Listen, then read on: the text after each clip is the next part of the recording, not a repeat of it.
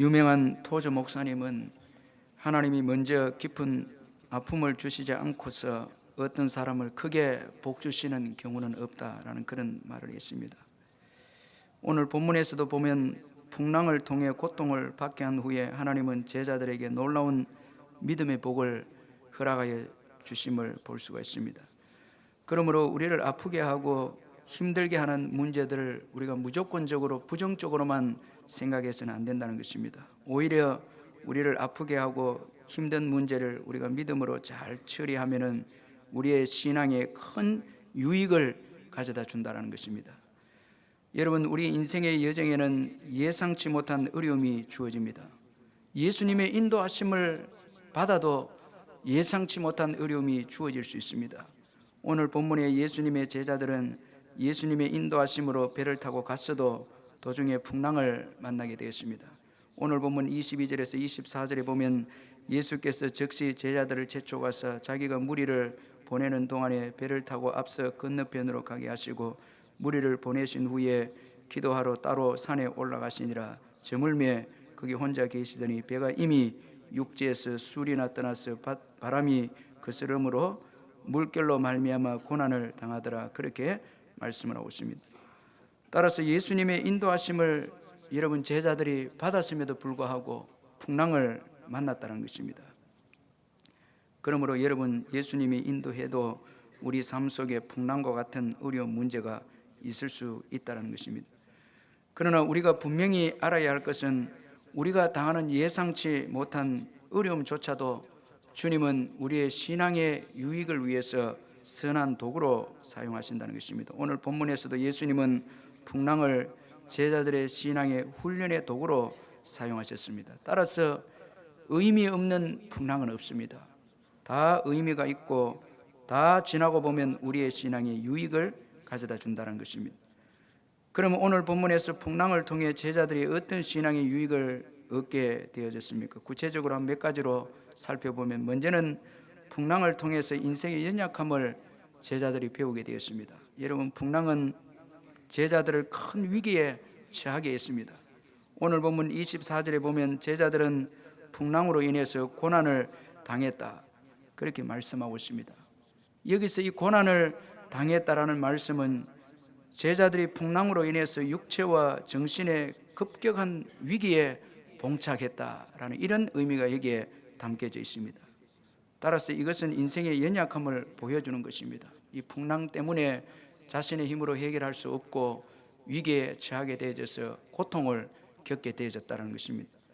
그리고 풍랑은 제자들의 경험과 노력이 아무것도 아님을 또 알게 해주었습니다. 제자들은 많은 시간을 풍랑과 맞서서 힘을 썼지만은 겨우 그들이 배에 노를 지어서 간 거리는 10여리쯤 되는 거리였다, 그렇게 성경 말씀하고 있습니다. 요한복음 6장 18절에서 19절에 보면 큰 바람이 불어 파도가 일어나더라. 제자들이 노를 저어 12여리쯤 가다가 그렇게 말씀했습니다.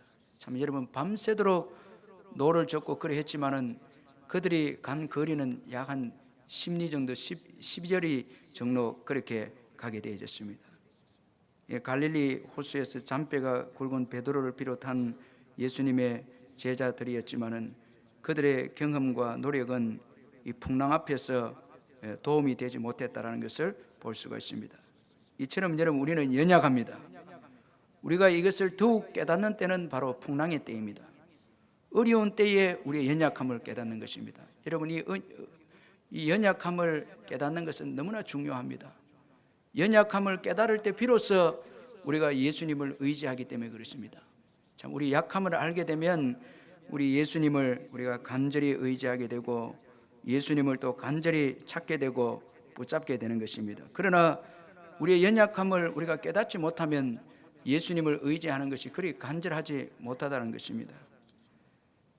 그러므로 여러분, 우리의 연약함을 깨닫는 것은 여러분 축복인 것입니다. 이때 예수님께서 우리가 예수님을 의지하기 때문에 예수님도 오늘 본문에 보면 고난당하는 제자들에게 즉시 오시지 않고 제자들이 연약함을 느낄 시간인 이 밤사경, 요즘으로 말하면 새벽 시간에 이 3시에서 6시 사이에 그 새벽 시간에 이제 이 제자들에게 찾아왔습니다. 자신의 힘으로 한계가 느껴졌을 때에 예수님께서 찾아오셨습니다. 사실 오늘 우리들도 예수님을 만난 그 때를 보면은 한결같이 우리의 힘으로 할 수 없고 연약함을 이제 느꼈을 때 그때 예수님을 의지하게 되었고 예수님이 또 찾아와서 또 우리를 도와주신 것을 우리가 또 생각할 수 있습니다. 우리 힘이 살아 있을 때는 예수님이 오셔도 도움이 되지 않습니다. 그래서 우리의 힘의 한계를 느껴서 연약함을 깨달을 때 비로소 우리가 예수님을 의지하는 것입니다. 그래서 오늘 본문에서도 예수님은 제자들이 가장 연약함을 느낄 시간에 다 내려놓고 더 이상 자신의 힘으로 아무것도 할 수 없는 그 시간에 예수님께서 찾아오셨다는 것입니다. 그리고 또 풍랑을 통해 예수님은 풍랑을 주관하시는 분이심을 제자들이 알게 되었습니다. 예수님은 풍랑 가운데 고통해하는 제자들에게 물리로 걸어서 오셨습니다. 25절에 보니까 밤 사경에 예수께서 바다 위로 걸어서 제자들에게 오시니 그렇게 말씀하고 있습니다. 여러분, 예수님께서 제자들을 도와주시기 위해서 오실 때에 이 풍랑이 있는 바다 위로 걸어서 오셨습니다. 예수님이 풍랑이 있는 바다 위로 걸어서 오신 것은 예수님은 풍랑에 의해서 결정되는 분이 아니시다라는 것을 우리에게 또 교훈해 주고 있습니다. 따라서 풍랑은 예수님을 해하지 못합니다. 풍랑 위로 걸어오셨다는 것은 풍랑이 예수님을 결정할 수 없다는 것입니다. 예수님이 오히려 풍랑을 주관하시는 것입니다. 그래서 예수님은 바다 위로 걸어오셨습니다. 따라서 예수님은 하나님의 아들로서 바람과 바다를 창조하신 분이시다는 것입니다. 그래서 예수님은 자신을 유령이라고 놀라는 제자들에게 안심하라, 나니 두려워하지 말라, 그렇게 말씀하셨습니다. 여기서 이 나다, 이 난이라는 이 말씀은 출애굽기 3장 14절에서 하나님께서 모세에게 자신을 스스로 있는 자다 그렇게 소개할 때에 같은 그 내용의 말씀인 것입니다. 따라서 예수님은 창조주 하나님으로서 아무런 외부의 도움 없이 스스로 존재하시는 분이십니다. 따라서 예수님은 풍랑을 주관하시는 분이십니다. 여러분, 오늘 우리의 삶 속에서도 풍랑과 같은 모든 어려움을 다 예수님께서 주관하신다는 것입니다. 하나도 우리의 문제를 주관하지 않는 것이 없다는 것입니다. 제자들은 풍랑을 통해서 이것을 알게 되었습니다. 그러므로 여러분, 풍랑과 같은 문제 때문에 두려워하지 마시길 바랍니다. 예수님께서 모든 문제들을 다 주관하셔서 우리에게 우리의 믿음에 유익되도록 사용하신다는 것을 믿으시길 바랍니다. 청계의 심장이라는 책이 있는데 이 책은 아프간에서 선교하고 계시는 이시온 선교사님이 쓴 책인데 이 이시온 선교사님은 세상보다 광야를 선택하고 사랑하는 선교사님인데 이 말은 아무도 가지 않고 또 위험한 곳에 들어가서 생명을 내놓고 선교하시는 참 이 시대 아주 그 귀한 선교사님이신데 이시온 선교사님은 어렸을 때에 아주 어려운 가정에서 자랐습니다.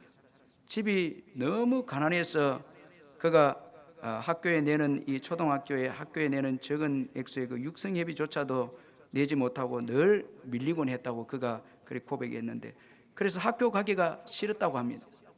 집은 동굴 같았다는 거예요. 이 동굴 같다는 것은 이 빛이 안 들어온 계속 어둠만 있는 절망적인 그런 이제 장소였다는 것입니다. 그래서 자기 집을 표현하기를 동굴 같은 곳이다 이렇게 표현했습니다.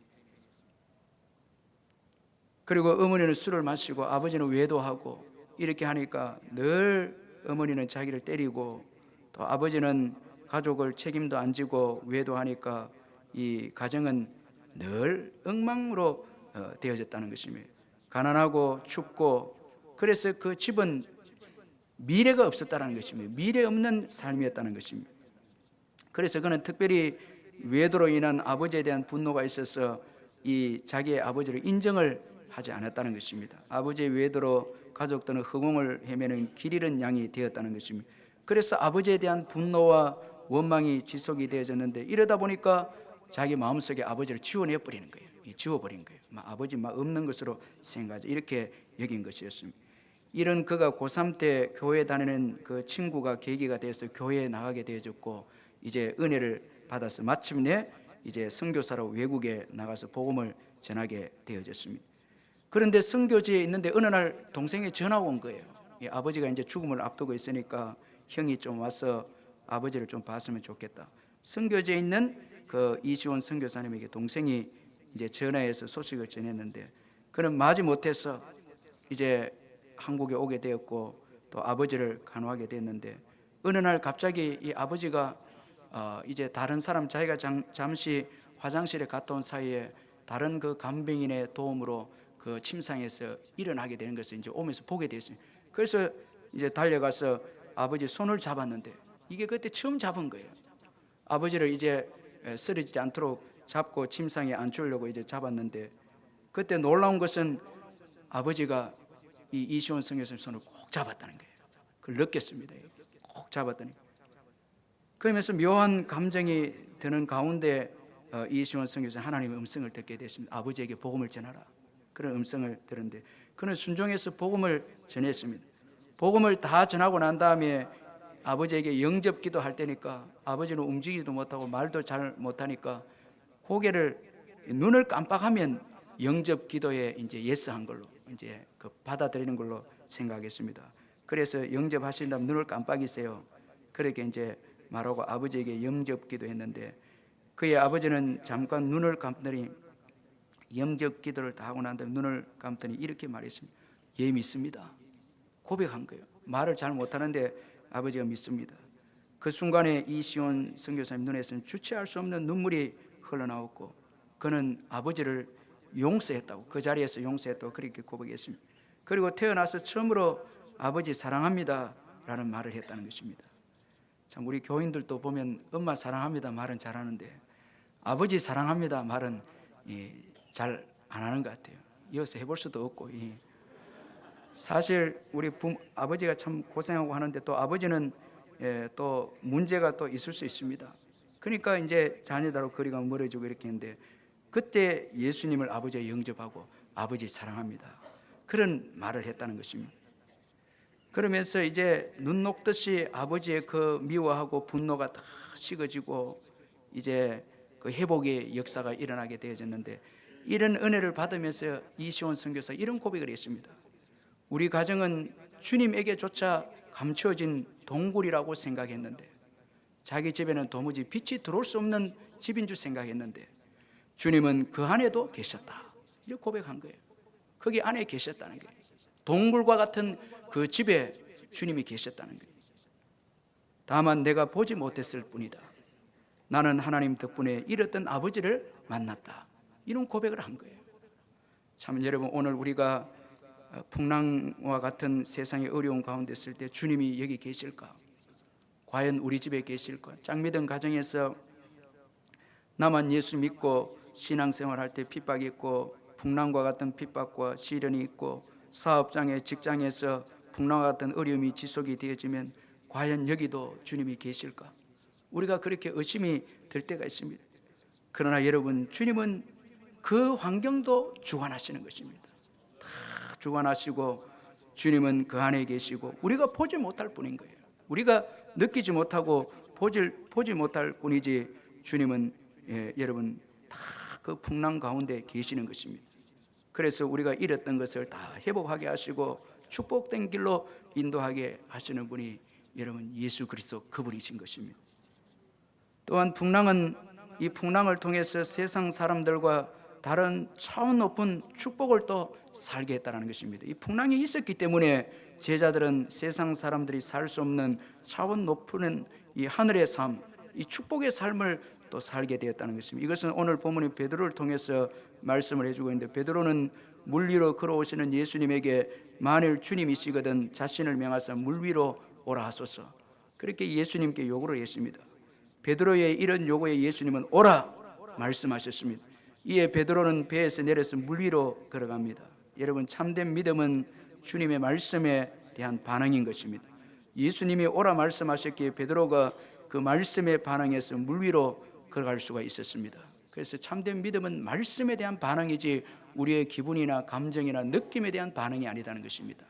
여러분, 절대 말씀하지 않는데 우리가 여러분 느낌이나 감정이나 이런 것에 반응해서 우리가 행동하게 된다면 큰 어려움을 겪을 수 있습니다. 그러나 주님이 말씀하시면은 우리가 모든 것을 맡기고 순종할 때에 놀라운 여러분 기적을 우리가 경험하게 되는 것입니다.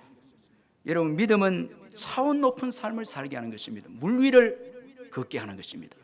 세상이 어떻게 세상 사람들이 여러분 중력의 법칙을 무시하고 물 위로 걸을 수 있겠습니까? 절대 물 위를 걸을 수가 없습니다.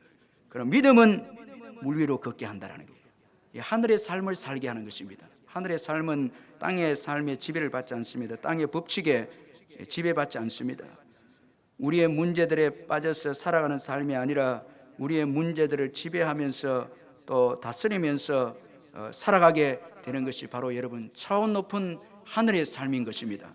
믿음은 바로 이런 삶을 살게 하는 것입니다. 그래서 우리가 예수님을 믿는 믿음을 가지면 세상이 줄 수 없는 평안을 가지게 되고 세상이 줄 수 없는 기쁨을 누리고 세상이 줄 수 없는 자유를 누리면서 살게 되고 또 하나님이 주시는 놀라운 기적과 은혜를 경험하면서 이 땅에서 살아가는 것입니다. 땅에서 천국의 삶을 누리며 살게 하는 것이 바로 여러분 믿음의 삶인 것입니다.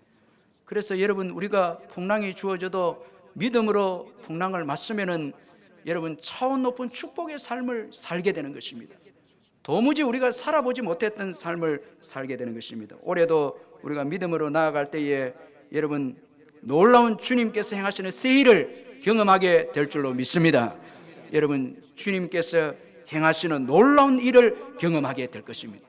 믿음으로 나아가면 여러분 전에 살아보지 못했던 이스라엘 백성들이 애굽에서 경험 못했던 홍해를 건너는 경험을 할 수 있고 또 요단강을 건너는 그런 경험을 할 수 있고 광야에서 여러분 하늘에서 주어지는 만나를 먹을 수 있고 반석에서 물을 마실 수 있는 기적을 여러분 우리가 믿음으로 나아가면 경험할 수가 있게 되는 것입니다. 그래서 사실 우리는 이 땅의 법칙에 의해서 살아가는 자들이 아니고 예수 믿는 우리들은 이 땅에 살지만은 하늘의 법칙에 의해서 세상 사람들과는 다른 차원 높은 삶을 살아가는 자들이 바로 저와 여러분인 것입니다. 여러분 믿으시길 바랍니다. 우리는 차원 높은 삶을 살아가는 거예요. 세상과 비교할 수 있는 사랑도 세상 사람들의 사랑과 비교할 수 없는 거예요. 예수님이 주신 아가페 사랑은 세상의 사랑과 비교가 될 수가 없습니다. 모든 면에서 여러분 예수 믿는 자들에게 주어지는 삶은 세상 사람들의 삶과 차원이 다르다는 것입니다. 믿음은 여러분 예수님의 능력을 소유하게 하는 것입니다. 그래서 우리도 예수님처럼 살게 하는 것입니다. 예수님이 물 위로 걸어온 것처럼 베드로도 물 위로 걸어가는 축복의 역사가 있게 된 것입니다. 그러므로 여러분 믿음이 중요한 것입니다. 베드로는 믿음으로 가다가 바람을 보게 되었습니다. 바람을 보는 순간에 그는 두려움에 사로잡히게 되었습니다. 그 결과 그는 물에 빠져 들어가게 되었습니다. 여러분 풍랑을 바라보면 우리로 하여금 자꾸 빠지게 하는 것입니다. 문제를 바라보면 문제에 자꾸 빠지게 합니다. 그러나 우리가 믿음으로 주님을 바라보면 여러분 우리가 이 하늘의 삶을 살게 되는 것입니다. 차원 높은 그런 삶을 살게 되는 것입니다. 오늘 저와 여러분이 바른 땅에 지금 우리가 두고 있지만은 삶은 천국의 삶을 살아가고 있는 거예요. 할렐루야. 오늘 또 예배 드리는 가운데 성령의 역사하심과 도우심으로 믿음을 가지셔서 여러분 놀라운 천국의 삶을 맛보시기를 주의 이름으로 축원합니다. 천국의 삶을. 그래서 여러분 오늘 기쁘게 사랑하고 예배하고 헌신하고 여러분 먼저 그 나라와 그 의를 구하고 그렇게 사시길 바랍니다. 이것은 여러분 믿는 자에게만 주어지는 특별한 축복인 것입니다. 그러나 풍랑을 베드로가 봤을 때 풍랑은 여러분 베드로와 하여금 두려움을 갖게 하고 마침내 물에 빠져 들어가게 만든 것입니다. 세상을 바라보면 자꾸 빠지는 인생이 됩니다. 사람 바라보고 문제를 바라보고 세상적인 것을 바라보면 자꾸 빠지는 인생이 돼서 마침내 파멸로 우리를 이끄는 것입니다. 따라서 여러분 혹시나 환경을 바라봄으로 인해서 두려움에 가득 차 있으면 이 시간 소리를 질러서 베드로처럼 구원해 달라고 예수님께 기도하시길 바랍니다. 여러분 소리를 지르고 기도할 때 세상이 주는 두려움에 빠져 있는 우리로 하여금 깨어 있게 하고 주님을 바라보고 주님의 구원을 경험하게 되어진다는 것입니다. 풍랑을 보고 무서워 물에 빠진 베드로는 소리를 질러 자신을 구원해 달라고 예수님께 도움을 구했습니다. 이에 예수님은 즉시 손을 내밀어서 베드로를 붙잡아 주셨습니다. 그러면서 예수님은 베드로에게 믿음이 작은 자여 왜 의심하였느냐, 그렇게 이 베드로에게 말씀을 하셨습니다. 여러분, 이 말씀은 아주 중요한 의미가 있습니다.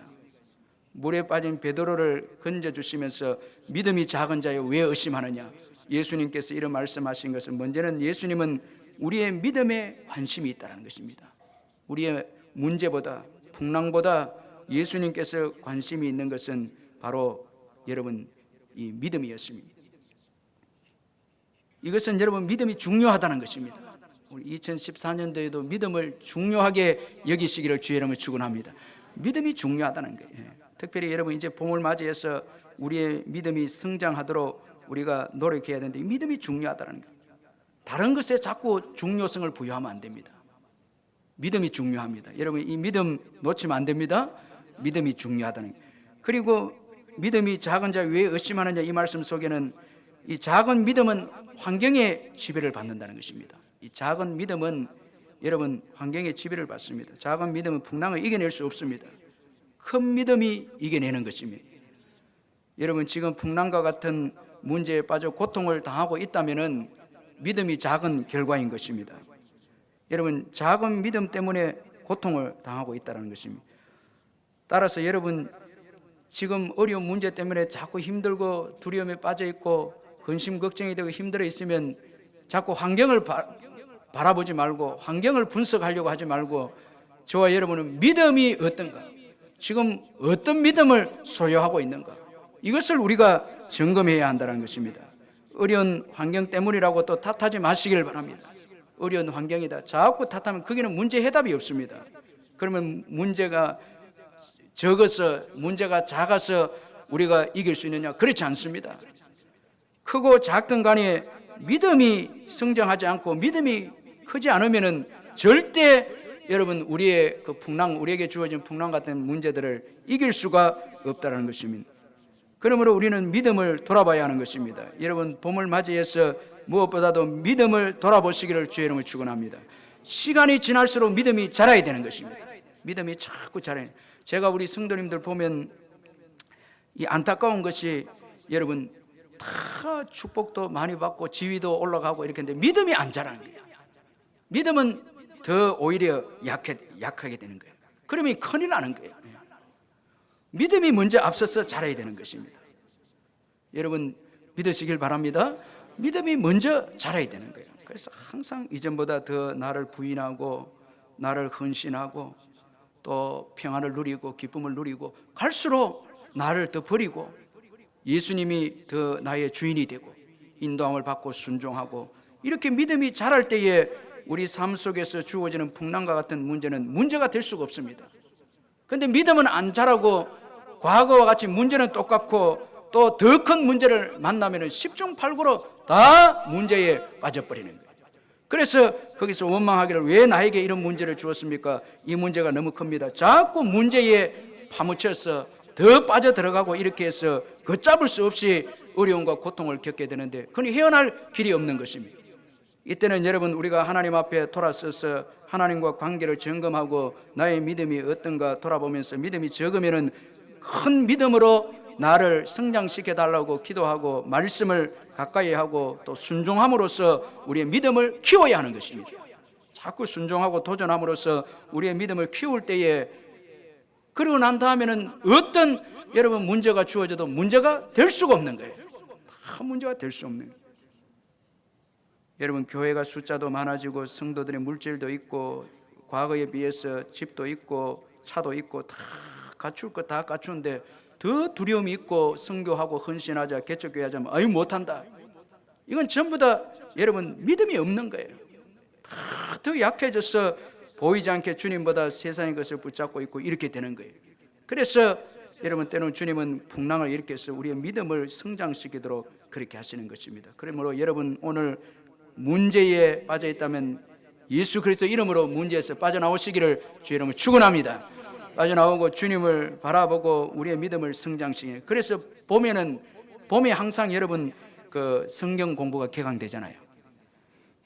또 이해를 못하고 다 이 이 신앙 성장에 대한 성경 프로그램을 봄에 다 이때 성장해야 되는 거예요. 다 여러분들이 배우고, 믿음은 우리가 경험했어도 성장할 수 있지만은 주님을 알아야 되는 거예요. 오늘도 진실로 하나님의 아들이다 알 때에 믿음이 이제 자라고 경배하는 삶이 되는데, 우리가 주님에 대해서 배우고 알고 성경 바이블 스터디 참여하고, 여러분 성경 공부하지 않으면 믿음이 생길 수 없습니다. 전도 훈련에 참여하고 통독 세미나에 여러분 참여하고 다 시간을 내서 헌신해야 되지. 과거에 여러분들 받았던 은혜만 붙잡고 있고 이렇게 되면 절대 다가오는 새로운 그 역사에 여러분 진보의 역사를 이뤄낼 수 없다는 거예요. 믿음이 성장하지 않으면 절대 진보도 없습니다. 여러분 국가도 그렇습니다. 국가도 신앙이 성장이 없는 국가는 여러분 성장의 진보가 없습니다. 모든 영육 간의 진보가 멈춰버리는 거예요. 그러나 성장하는 그 국가는, 신앙이 성장한 국가는 다 성장하는 거예요. 교회도 다 성장하는 거예요. 다 자라는 거예요. 그래서 여러분 하나님을 깊이 알고 그 깊이 아는 대로 순종해서 우리의 신앙이 커지면 커질수록 큰 일을 감당할 수 있게 되어지고, 또 어떤 문제에서도 자유하게 되어지고, 오히려 그 문제를 밟고 여러분 우리가 서서 그 문제를 이겨내므로 다른 사람들에게 위로해주고 유익을 주는 그런 축복의 통로로 쓰임받는 인물들이 되는 것입니다. 여러분 믿음의 성장이 있기를 주의 이름으로 축원합니다. 자꾸 여러분 배우지 않고 교회에서 공부도 하지 않고 성경도 읽지 않고 기도 생활도 없고 자꾸 땅의 것만 추구하고 이렇게 되면 나중엔 다 잃어버리는, 풍랑이 오면 다 빠져버리는 거예요. 다 아무것도 얻지 못하는 거예요. 그러나 여러분 우리가 믿음이 성장이 있으면 도전하게 되고, 이로 인해서 여러분 믿음의 놀라운 진보의 우리의 성장의 역사가 주어지는 것입니다. 그래서 항상 역사적으로 믿음이 성장이 있는 곳에 여러분 모든 면의 진보의 역사 있었습니다. 그러니까 믿음의 성장이 없는 경우에는 다 퇴보의 역사만 있는 것입니다. 중세 시대를 보십시오. 말씀이 희귀하게 되어지고 말씀이 시행 안 됐을 때 여러분 다 중세 시대는 다 타락하게 되어지고 다 퇴보하게 된 것입니다. 그러므로 말씀 운동이 일어나고 기도 운동이 일어나서 주님에 대해서 더 알고 신앙이 성장되어지는 축복의 역사가 일어나야 하는 것입니다. 여러분 믿음이 여러분 점점 갈수록 자라나시기를 주님의 이름으로 축원합니다. 그리고 믿음이 작은 자에 왜 의심하느냐, 이 말씀 속에는 주님은 문제가 없다는 것입니다. 주님은 아무 이상이 없다는 것입니다. 문제는 우리가 문제이다라는 것입니다. 주님은 여전히 신실하시다는 것입니다. 풍랑이 거센 바다에 주님은 여전히 계셨습니다. 여러분 베드로가 빠질 때도 예수님은 계셨습니다. 그래서 물에 빠져가는 베드로를 예수님은 즉시 손을 내밀어서 붙잡았습니다. 여러분 믿음은 내가 예수님을 붙잡는 것이 아닌 것입니다. 믿음은 주님이 나를 붙잡아 주는 것을 확신하는 것입니다. 여러분 믿으시길 바랍니다. 주님은 신실하셔서 여러분 우리를 붙잡아 주시는 것입니다. 그 붙잡아 주신 주님은 결코 변하지 않습니다. 예수님은 물에 빠진 베드로를 붙잡아 주셨습니다. 참 여러분 우리가 예수님을 붙잡을 때보다 예수님께서 우리를 붙잡아 주시는 것을 우리가 느낄 때 더 확실한 믿음을 가지게 되는 것입니다. 여러분 예수님을 우리를 붙잡고 계십니다. 아멘. 다 붙잡고 계십니다. 예수님은 물에 빠진 베드로를 붙잡아서 구해내 주었습니다. 예수님은 알아서 우리를 보호해 주십니다. 즉시 우리를 붙잡아야 할 때는 즉시 우리를 붙잡아 주십니다. 신실하게 보호해 주십니다. 절대 풍랑에서 떠나시거나 여러분 풍랑에서 내몰라라 하시는 분이 아니라는 것입니다. 그러므로 주님은 전혀 문제가 없습니다. 문제가 있다면 바로 우리의 의심이라는 것입니다. 왜 의심하였느냐? 예수님은 베드로에게 왜 의심하였느냐 말씀하셨습니다. 여러분 베드로가 왜 의심했습니까? 바람을 보고 무서워해서 의심했습니다. 자꾸 환경을 보면 의심합니다. 자꾸 의심하고 이렇게 되면 결국은 여러분 풍랑에 빠져서 치명적인 해를 입게 되는 것입니다. 그러므로 풍랑과 같은 어려운 환경을 보면 의심하게 되는 것입니다. 여러분 믿음의 반대는 풍랑이 아닙니다. 의심입니다. 믿음이 있으면 풍랑이 아무리 커도 문제가 되지 않습니다. 오히려 큰 풍랑으로 인해서 더 빨리 가게 됩니다. 이 풍랑 인연하여서 더 빨리 가는, 믿음이 있으면 풍랑이 크면 클수록 더 우리에게 유익을 가져다 주는 것입니다. 여러분 독수리가 상공을 향해서 높이 올라갈 때는 바로 여러분 폭풍우 같은 바람이 있을 때 바람을 타고 독수리는 더 높이 올라가는 것입니다.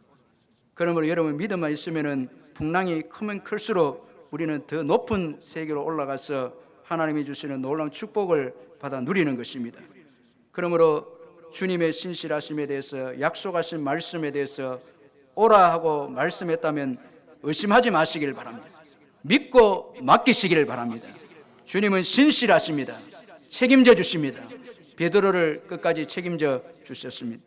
앞에서 소개한 이시온 선교사님의 그 청계의 심장이라는 책을 보니까 아주 끔찍스러우면서도 은혜로운 감정이 소개가 되어 있었는데, 이시온 선교사님이 어려운 환경 때문에 어렸을 때의 유일한 그의 즐거움은 축구였습니다.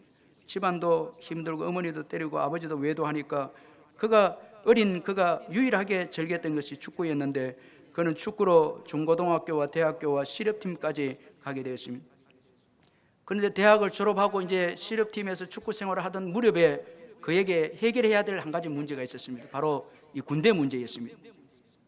그런데 놀랍게도 이 상무팀에 들어갈 수 있는 기회가 생겼다고 합니다. 이 군에 가도 축구를 할 수 있는 이 상무팀에 들어갈 수 있는 기회가 생겼는데, 그러나 이런 기회가 있었는데 그의 아버지가 하던 일이 법적인 문제가 생겨서 가족들은 뿔뿔이 다 흩어지게 되었다는 것입니다. 상황이 이렇게 되자 가족들을 돌봐야 한다는 부담감에 이 상무팀에 입대 연기를 신청했는데, 보니까 상무팀의 감독과 코치가 갑자기 바뀌면서 그의 입담도 취소가 되고 말고 이제 정식으로 바로 군대에 입대해야 된다는 그런 정말 청천벽력 같은 어려움이 그에게 주어졌습니다. 그는 생각하기에 이대로 아무 보장 없이 군대에 가게 되면 남겨진 가족은 이제 어찌하며 축구 선수로서의 자신의 미래는 어찌 되는 건지 답이 나오지 않았다는 것입니다. 그래서 그가 고민을 하던 끝에 생각조차 하면 안 되는 끔찍한 방법을 시도하기로 했는데, 너무 형편이 어려운 결과 그가 극단적으로 생각한 것이 손가락 2개를 자르면 군에 면제된다는, 어디서 선배 이상한 말을 듣고 이분이 아주 순진해서 집안도 어렵고 앞길도 막막하니까 이게 마지막 방법이다 생각을 해서 손가락을 자르기로 했습니다. 그래서 이성을 잃은 그는 손가락을 먼저 이 자동차 문틈에 넣고 문을 닫으면 손가락이 이제 잘라진다는 그런 이야기를 듣고 문틈에 손가락 넣고 자동차 문을 3개 닫았는데 죽을 만큼 고통스러웠지만 손가락은 멀쩡했다는 것입니다. 그래서 그는 이제 혼자 힘으로 안 되겠다 생각해서 공장에서 일하는 그 친구에게 좀 도움을 구해서 사고를 좀 내보기로 했는데, 친구에서 이야기를 하니까 친구가 미친놈이라면서 욕을 하면서 절대 손가락을 자를 수 없다고 거절했는데, 하도 가정이 어렵고 절박한 사정을 계속해서 이야기하니까 못 이겨서 이 친구가 도와주기로 했다는 것입니다. 그래서 그는 장갑을 끼고 기계 안에 손을 넣었습니다. 이제 스위치를 올리기만 하면은 손가락이 잘려져 나가는데, 스위치를 올리러 가는 친구의 뒷모습을 보면서 그는 심장이 곧 튀어나올 만큼만 같았다는 거예요. 그럼에도 불구하고 지금 형편이 너무나 힘들고 어려우니까 이 순간의 고통만 지나가면 다시 가정을 돌볼 수 있고 축구도 할 수 있다, 그렇게 생각해서 그가 누워서 이제 친구 스위치 내리는 걸 기다리고 있었는데, 친구가 가서 스위치를 올렸는데 기가 또 움직이지 않았습니다. 그가 어리둥절하고 있는 사이에 친구가 알아보니까 스위치를 올리는 순간에 그 지역 일대가 다 정전이 되어버렸다는 것입니다. 고요한 침묵이 흘러서 너무나 자신이 절항해서 펑펑 울기 시작했는데, 친구는 이런 이시온 선교사를 보면서 2번 다시 나는 못하겠다고 가라고 거절했고, 그는 결국 슬픈 인생이었지만 한 번 더 금지와 중지를 접은 상태에서 단단한 고무줄로 또 며칠 이렇게 묶어두었다고 합니다. 그러나 극심한 고통만 주어졌을 뿐 원하는 결과는 없었다고 합니다. 결과는 내 몸은 내 마음대로 할 수 없다는 것을 그가 깨닫게 되어졌고, 눈물을 머금고 머리를 깎고 입소를 했는데, 군에 입소해서 얼마 지나지 않아서 몸에 이상이 생겨서 군병원에 가서 검사를 받았습니다. 검사를 마친 군의관은 그에게 더 이상 군대 생활을 할 수 없다, 이런 금진을 이제 내린 것이었습니다. 그 이유를 이제 물어보니까 오래전에 비가 많이 오는 날 교회에서 뚝이 무너져 내리는 것을 방지하려고 말뚝 박는 공사를 한 적이 있었는데, 그날 교회 집사님이 그를 불러서 도움을 좀 요청을 해서 같이 작업을 했는데, 작업 도중에 손잡이에서 빠져나간 이 해머가 귀 및 광대뼈를 때린 적이 있었다는 것입니다. 그때 그가 병원에 가서 입원을 했는데 군대에 가서 이게 다시 이제 드러난 거예요.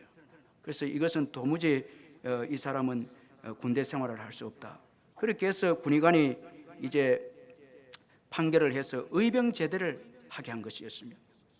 그는 생각지도 못한 일들이 주어져서 한동안 머리가 멍했다고 합니다. 정신을 차리고 나니까 그가 그동안 무슨 짓을 했던 것인지 아찔했다고 합니다. 만약 그가 시도한 일이 그 원대로 이루어졌다면 그는 지금 몸과 마음을 돌이킬 수 없는 상처를 가진 채로 살아가고 있었을 것이라고 고백했고, 그리고 어쩌면 감옥에서 뼈저리게 후회를 하고 있을는지도 모른다고 그렇게 고백했습니다. 그러면서 하나님께서 그를 인도해 주신 은혜에 대해서 이렇게 고백했습니다. 내 인생은 내 것이 아니다. 내 손가락 하나도 내 마음대로 할 수 없다. 하나님은 나를 하나님 자신보다 더 아끼신다. 나는 이미 하나님의 손에 넘겨져 그분의 손 안에서 움직이고 있다. 이런 말을 했습니다. 여러분, 풍랑이 있다고 해서 주님께 맡기지 않고 내 생각대로 내 방법대로 자살을 하거나 우리 몸을 해하거나 또 교회를 나오지 않거나, 여러분 다 불행한 것입니다. 그러나 여러분, 주님께 모든 것을 맡기고 의지하면 신실하신 주님은 상상할 수 없는 차원 높은 삶을 살게 해서 우리로 하여금 여러분 하나님께 영광을 돌리는 인생이 되도록 인도하신다는 것입니다. 할렐루야. 여러분, 이 하나님을 의지하시길 바랍니다. 절대 우리 젊은이들도 환경이 어렵다고 해서 신앙을 포기하거나 떠나서는 안 됩니다.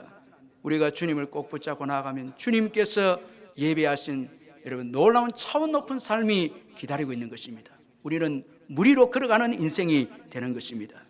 이번 2014년도에도 믿음으로 우리가 도전하고 복음을 위해서 살 때에 물리로 걷는 또 한 해가 될 줄로 믿습니다. 여러분, 놀라운 경험들을 하게 될 줄로 믿습니다. 여러분, 이런 삶, 믿음의 삶은 믿지 않는 사람들과의 차원 다른 축복의 삶을 살게 한다는 것입니다. 그래서 여러분, 오늘 이 예배를 드리기 전에 여러 가지 문제를 가지고 이곳에 나온 우리 성도님이 있다면 이 말씀을 기억하고 신실하신 그 하나님, 풍랑 가운데서도 함께 하시고 끝까지 책임지시고 놀라운 길을 예배해 놓으신 그 예수님을 바라보고 믿음으로 일어서서 말씀에 도전해서 미래를 향해서 전진하시기를 주님의 이름으로 축원합니다. 계속 도전하고 도전할 때에 여러분 물리로 걷는 누구도 경험하지 못한 그런 하늘의 삶, 이 축복의 차원 높은 축복의 삶을 삶으로 인해서 오고 오는 많은 세대들에게 믿음을 증가하는 축복의 저와 여러분이 될 줄로 믿습니다. 우리